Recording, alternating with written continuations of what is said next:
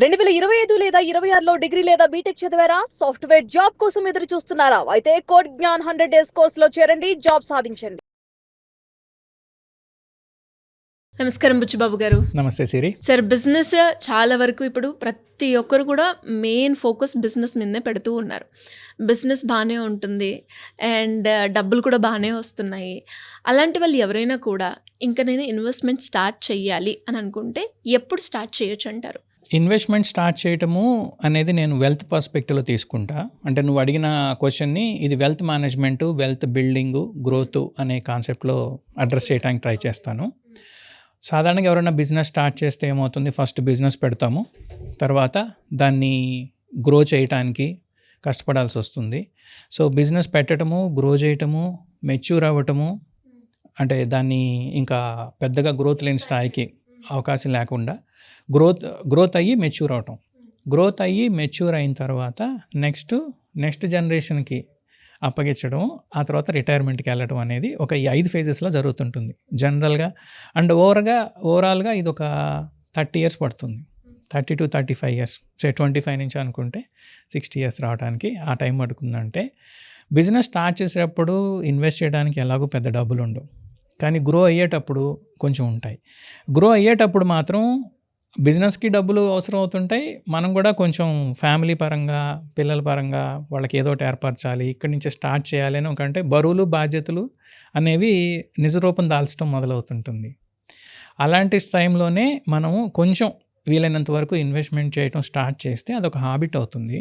ఆ తర్వాత మెచ్యూరిటీ వచ్చినప్పుడు స్టేజ్కి మాత్రం డబ్బులు బాగా ఉంటాయి. సో దానికి సంబంధించి మనం ఇన్వెస్ట్మెంట్ చేస్తూ పోతే తర్వాత వారసత్వానికి ఇచ్చి రిటైర్మెంట్ అయ్యే టైంకి చాలా మంచి కార్పసే చూడొచ్చు. జనరల్గా బిజినెస్ హౌస్లు చేసే మిస్టేక్ ఏంటి బిజినెస్ పీపుల్ అని అంటే, గ్రోత్ అయ్యే స్టేజ్లో మొత్తం డబ్బులు బిజినెస్లో పెట్టేస్తారు, మెచ్యూరిటీ అయిన తర్వాత కూడాను ఆ డబ్బులు అక్కడే ఉంటారు. ఎందుకనంటే ఇన్వెస్ట్మెంట్ రిలేటెడ్ పెద్ద ప్లానింగ్ లేకపోవటం వల్ల. కానీ ఆ బిజినెస్కి ఏదన్నా ఒక గవర్నమెంట్ పరంగా ఒక చిన్న చేంజ్ రావటం వల్ల దెబ్బ తగిలితే, బిజినెస్ కనుక ఇబ్బంది అయిపోతే ఫ్యామిలీ రోడ్డున పడుతుంది. కాబట్టి బిజినెస్ వేరు, ఫ్యామిలీ వెల్త్ వేరు అనే ఒక ఆలోచన, మైండ్ సెట్ మాత్రం ఖచ్చితంగా బిజినెస్ మనం స్టార్ట్ చేసుకొని గ్రో అవుతున్న రోజుల్లోనే కావాలి.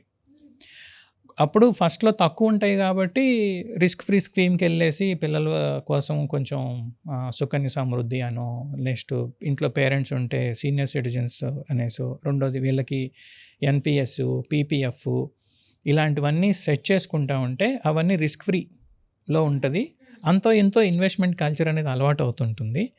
ఆ తర్వాత నెక్స్ట్ లెవెల్ ఆఫ్ ఇన్వెస్ట్మెంట్ తీసుకొని, సో ఇన్వెస్ట్మెంట్ అనేది ఒక హాబిట్. ఈ హాబీని ఎంత కన్సిస్టెంట్గా దాని ముందు తీసుకెళ్తే దాన్ని మీరు వెల్త్ బిల్డ్ చేస్తారు, గ్రో చేస్తారు, దాన్ని తాలూకు బెనిఫిట్ని మీరు ఎంజాయ్ చేయగలుగుతారు.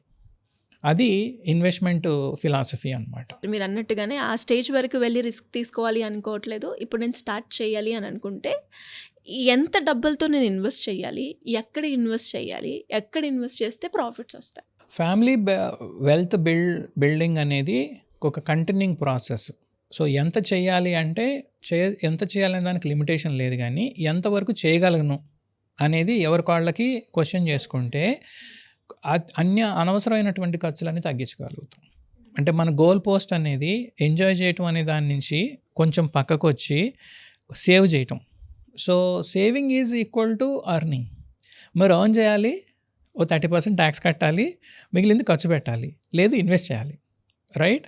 ఈ ఖర్చు తగ్గించుకొని ఇన్వెస్ట్ చేయటం కానీ కనుక మొదలు పెడితే, జనరల్గా ఒక శాలరీడ్ ఎంప్లాయీకి ఏదైనా చేస్తే ఉన్న శాలరీని బట్టి బేసిక్ నెసెసిటీస్ అవన్నీ మిగిలిపోయిన తర్వాత ఉన్న దానిలో 20% ఇతరత్ర ఖర్చు పెట్టుకొని మిగిలిన 30% సేవ్ చేసేసుకోమని చెప్తాం. అలా చేయటం వల్ల 10 సంవత్సరాలు పోతే మనకు అదొక సెకండ్ ఇన్కమ్ లాగా తయారవుతుంది అన్నమాట. సో ఎంత అనేది చెప్పలేము, ఎందుకంటే ప్రతి వ్యక్తికి మారిపోతుంటుంది.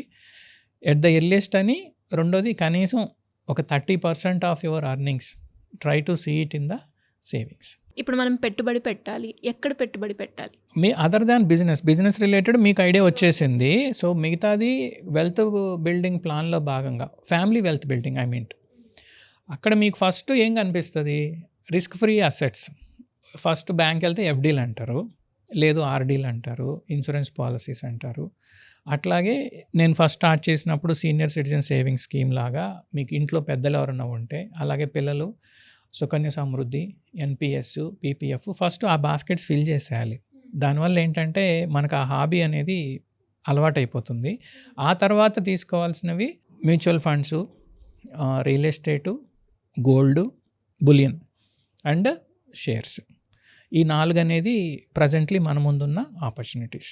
సో వీటిల్లో mutual funds, next bullion, real estate ఎంత పర్సంటేజ్లు అంటే అప్రాక్సిమేట్గా అంటే మీకున్న రిస్క్ ప్రొఫైల్ని బట్టి risk taker below 30 years age అనుకున్నప్పుడు ఒక 30 to 40% స్టాక్స్కి or 50% stocks and mutual funds పెట్టుకుంటే, ఒక 20 to 25% రియల్ ఎస్టేట్కి, ఒక 20 to 25% బులియన్కి తీసుకుంటే మిగిలింది లిక్విడిటీ ఫామ్లో ఉంటుంది.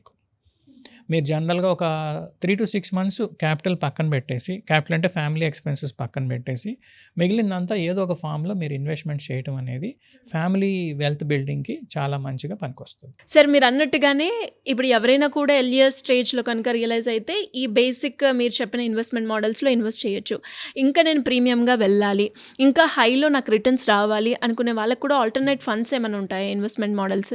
అవును, నేను ఫస్ట్ నుంచి చెప్తాను, రిస్క్ రివార్డు అనేవి ప్రపోర్షనల్గా ఉంటాయి అనేసి.